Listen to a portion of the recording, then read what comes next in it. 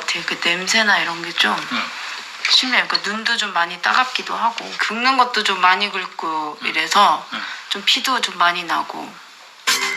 가려움은 긁기로, 긁기는 다시 가려움으로 이어지는 악순환의 반복.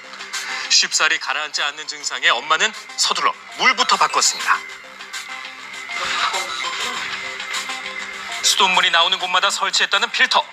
세안을 할 때도 샤워를 할 때도 필터를 통과한 물만 사용한다는데요. 물론 주방이라고 예외는 아닙니다.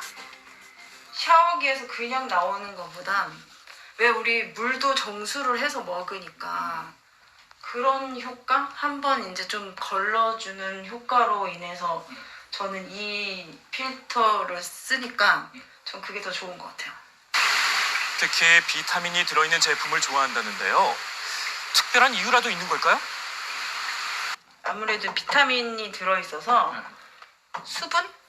수분 보충 같은 게 좀 그러니까 피부가 좀 부드러워지는 느낌이랄까?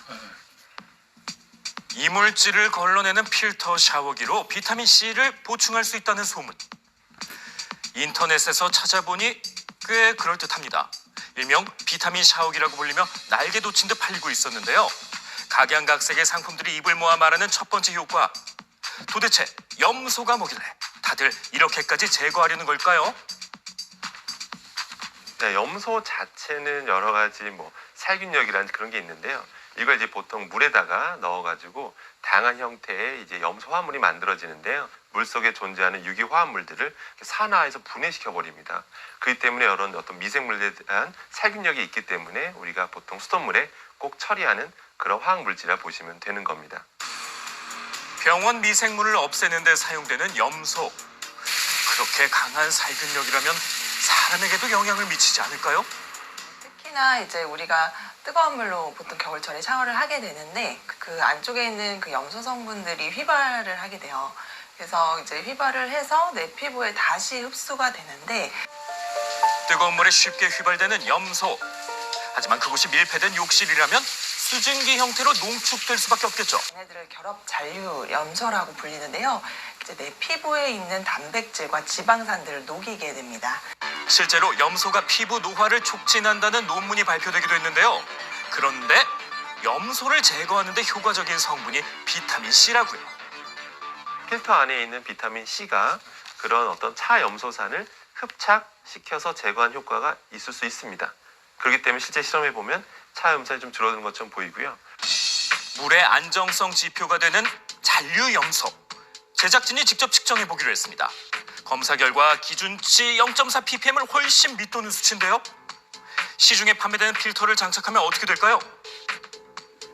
잔류 염소 수치가 모두 다 감소했습니다. 이 결과라면 비타민C가 들어있는 샤워기가 잔류 염소 제거에 효과가 있다라고 말해도 되는 걸까요? 확인해 봤습니다. 그러니까 염소가 완전히 사라지느냐고 질문 주신다면 아닌 거예요. 염소가 사라진 게 아니랍니다. 분명 잔류 염소 수치가 감소한 걸 두 눈으로 직접 확인했는데 어떻게 된 거죠? 차염소산이 다 사라집니까? 라고 질문 주시면 차염소산은 사라질 수 있다가 정답이죠. 다른 염소 화합물 그럼 HCl이 만들어지는데 HCl은 그럼 괜찮으냐? 똑같은 양이 있다면 위험도는 거의 비슷하다니까 똑같이 위험한 물질이라고 보시면 됩니다. 자, 먼저 비타민C의 효과부터 짚고 시작할까요? 비타민 C는 가장 잘 알려진 효과는 항산화제 작용을 하는데요. 피부가 자외선이 됐든 아니면 자연스러운 노화 과정으로 인해서 활성산소가 만들어지게 되고 그로 인해서 산화가 되는 과정에서 비타민 C가 항산화 작용을 하게 되면 활성산소를 억제하고 산화 작용을 억제시키는 그런 효과가 있습니다. 비타민C의 항산화 효과는 이미 많이 알려져 있죠. 이 비타민C가 필터 샤워기 안에 들어있다는 건데요. 그렇다면 샤워만 해도 피부에 도움이 되지 않을까요? 불가능하다고 보시면 돼요. 흡수가 된다고 하기엔 좀 어려울 것 같습니다. 크게 이제 도움이 되지는 않는다고 볼 수 있습니다. 비타민C가 피부에 좋은 건 맞지만 필터 샤워기 속에 들어있는 비타민C는 도움이 되지 않는 이유 알아봤습니다. 사실은 비타민C 성분 자체는 공기 중에 노출이 되면 바로 불활성화돼 버리기 때문에 우리가 샤워기를 통해서 흡수되는 그런 이제 유효한 성분들은 거의 미미하다고 볼 수가 있고요. 피부는 기본적으로 각질 세포와 그리고 그 각질 세포들 사이사이에 이제 지질 성분들로 메꿔지기 때문에 피부에는 지용성 성분의 어떤 형태여야지 잘 흡수가 될 수 있는데 비타민 C는 극성을 띤 수용성 물질이기 때문에 그냥 단순히 바르거나 도포해서는 자연스럽게 흡수가 되지 않고 샤워기를 통해 나오는 비타민 C로는 흡수가 어렵기 때문에 직접적인 도움을 기대하긴 무리겠죠.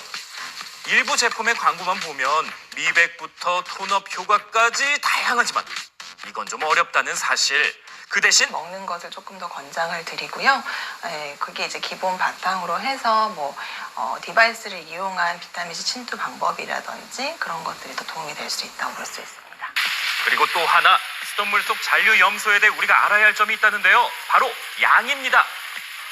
근데 이제 문제가 이렇게 많이 노출되면 위험한 건데, 근데 수돗물에 함유된 양을 가지고 차염소도 위험하다 말할 수 없고요.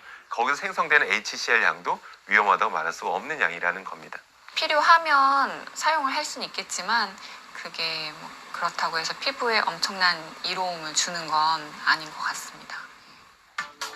2020년 인천 북부 지역의 수돗물에서 깔따구 유충이 검출된 사건. 그 후 필터 샤워기에 대한 수요는 폭발적으로 늘어났고 시장 또한 포화 상태가 됐다는데요. 문제는 현재 아무런 기준이 마련되어 있지 않다는 겁니다. 제품 자체는 유해물질 용출 기준만 규정되어 있고 성능 기준은 없는 실정.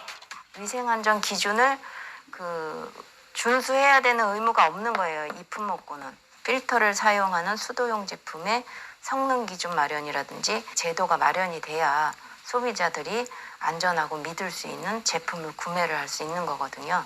그래서 이 제도 마련에 좀 더 포커스를 둬서 결국 손해보는 건 또 소비자인가요? 이미 사용하는 소비자가 많은 만큼 제도 마련이 시급해 보입니다.